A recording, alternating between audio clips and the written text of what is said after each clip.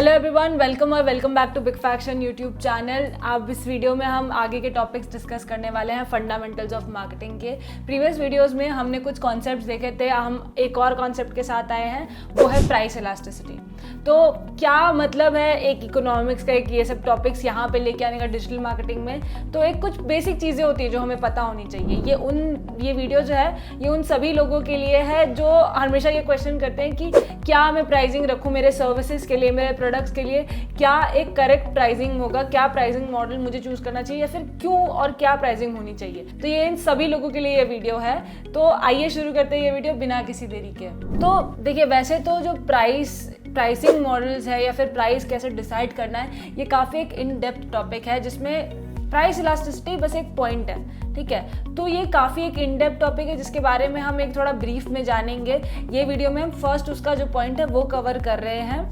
देखिए, क्या होता है ना कि हमें जब बेसिक कॉन्सेप्ट्स पता होते हैं कि क्या हमें करना है या फिर प्राइसिंग का कैसे डिसाइड होना है, तो बाकी का जो फिर आगे के जो कॉन्सेप्ट्स होते हैं, जो आगे के जो बात होती है ना, वो समझ में आती है, थोड़ा मज़ा आता है सीखने में। ऐसे पता चलता है कि हाँ कुछ सीख रहे हैं हम। तो प्राइस इलास्टिसिटी हम आज डिस्कस करने वाले हैं। वैसे तो प्राइसिंग के अंदर बहुत सी चीज़ें आ जाती हैं कि प्राइस इलास्टिसिटी सबसे पहले हो गया। उसके अलावा डिफरेंट प्राइसिंग मॉडल्स क्या क्या अवेलेबल हैं, अभी जो मार्केट में क्या क्या प्राइसिंग मॉडल्स कौन से अवेलेबल हैं, कौन से यूज़ करने चाहिए।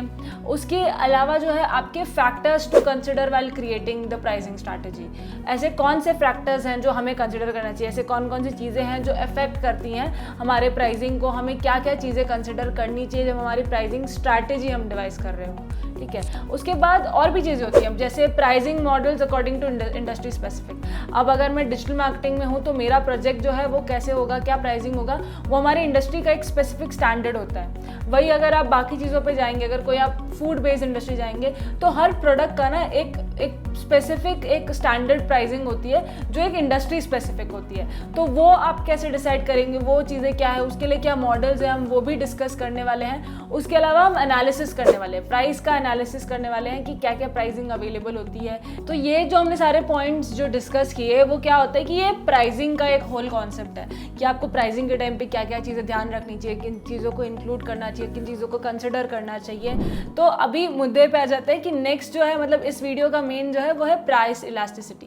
कि प्राइस इलास्टिसिटी क्या होती है। प्राइस इलास्टिसिटी का अगर आप डेफिनेशन देखेंगे तो price elasticity measures how sensitive the demand and supply of your product are to change in price. तो अगर मैं इसको एक लेमन टर्म में बताऊं तो अगर ये क्या होता है कि आपने मान लीजिए आपका जो प्राइस है, किसी प्रोडक्ट का प्राइस है, वो कितना इलास्टिक या इनलास्टिक है। आप अगर मान लीजिए कि प्राइस चेंज करते हैं तो उसके डिमांड एंड सप्लाई पे क्या इफेक्ट आता है, किस तरीके का इफेक्ट हमें देखने मिलता है, उसके बेस पे हम प्राइस इलास्टिसिटी कैलकुलेट करते हैं। इसका एक मैथमेटिकल फॉर्मूला भी है जिसको हम बाद में देखेंगे, पर इसको आप ना दो इसमें डिवाइड कर सकते हैं। किसी भी प्रोडक्ट एंड सर्विस को आप दो कैटेगरीज में डिफाइन कर सकते हैं। एक तो है कि कोई भी प्रोडक्ट एक या तो प्राइस इलास्टिक होगा या तो वो प्राइस इनइलास्टिक होगा, ठीक है। अब प्राइस इलास्टिक प्रोडक्ट्स क्या होते हैं कि जो फ्लक्चुएशन इन प्राइस जो है ना वो इफेक्ट करता है प्रोडक्ट के डिमांड को।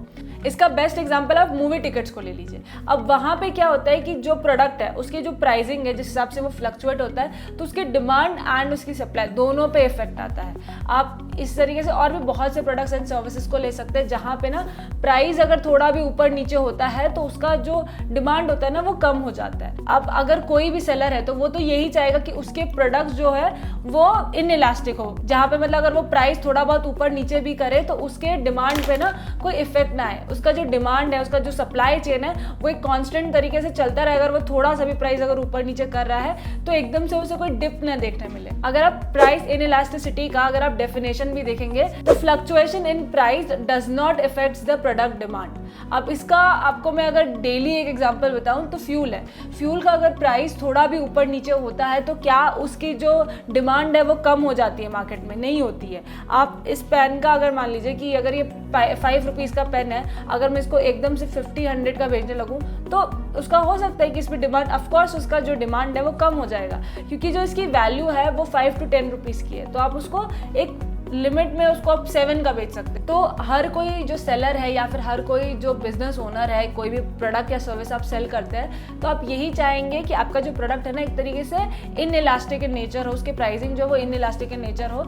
आप उसमें थोड़ा बहुत आप एक एडजस्टमेंट के लिए आप रखें वहाँ पे स्कोप। अब देखिए मैंने तो ये बोल दिया कि जो प्राइस है वो इलास्टिक होनी चाहिए, तो अब ये तो नहीं इसका मतलब है कि आप प्राइस जो इलास्टिक प्रोडक्ट्स है या सर्विसेज आप उसको सेल ही ना करें। अब मूवी जो टिकट्स है, अब उनका अगर मान लीजिए प्राइस इंक्रीज होता है, डिमांड थोड़ी सी डाउन होती है, तो अगर आपका भी इसी कोई सिमिलर टाइप का प्रोडक्ट है या फिर आपका कोई सिमिलर टाइप का सर्विस है जहाँ पे प्राइसिंग इंक्रीज करने से डिमांड पे इफेक्ट आता है, तो आपको पता होना चाहिए, आप उल्टा ज़्यादा अवेयर होने चाहिए कि आपका जो प्रोडक्ट है ना वो इलास्टिक इन नेचर है, उसकी प्राइस इलास्टिक इन नेचर है कि अगर मैं प्राइस बढ़ाऊंगा तो इस पर ना इफेक्ट आएगा। तो इसको आप कंपनसेट कैसे करेंगे या फिर इसको आप कवर कैसे करने वाले हैं, या फिर इसमें एक जो स्ट्रैटेजी है ना वो आपको बनानी पड़ती है। तो इसीलिए ये प्राइस इलास्टिसिटी का जो टॉपिक है ना वो क्यों इंपॉर्टेंट है, क्योंकि आपको पता होना चाहिए कि आपकी जो प्रोडक्ट है उसका प्राइस जो है वो इलास्टिक इन नेचर है। अगर मैं इसका प्राइस बढ़ाऊंगा तो इससे मेरे डिमांड पे या सप्लाई पे कोई इफेक्ट आएगा या नहीं आएगा, या फिर कोई भी इफेक्ट नहीं आएगा। तो एक जो अवेयरनेस होती है ना कि मार्केटिंग स्ट्रैटेजी आप बना लेंगे, आपको पता ही नहीं है कि प्राइसिंग अगर मैं बढ़ा दूंगा तो उस पर कुछ इफेक्ट आने वाला है या नहीं, तो ये सारी चीजें इंपॉर्टेंट हो जाती हैं। अब इसका ना एक मैथमेटिकल फॉर्मूला भी है, जैसे मैंने बताया था पहले, वो भी एक क्विकली देख लेते हैं। तो इसका फॉर्मूला जो है it is percentage change in quantity divided by percentage change in price, कि क्वांटिटी आपका कैसा चेंज हो रहा है उसके डिवाइडेड बाय कितना प्राइस आप चेंज करते हैं उसके परसेंटेज। तो ये आपको एक बता पाता है कि क्या अभी आपका प्रोडक्ट कैसा इलास्टिक है, कितना इलास्टिक है या नहीं, ये आपको एक नंबर दे देगा। सो आई होप ये वीडियो आप लोग को यूजफुल लगा हो। अगर आपको कोई भी डाउट्स है इस टॉपिक के ऊपर या इस कॉन्सेप्ट में या अभी तक हमने जो भी टॉपिक्स कवर किया उसके ऊपर, तो हमें कमेंट करना ना भूले। हमारे वेबसाइट के थ्रू भी आप हमें कनेक्ट कर सकते हैं। Thank you, follow us for more.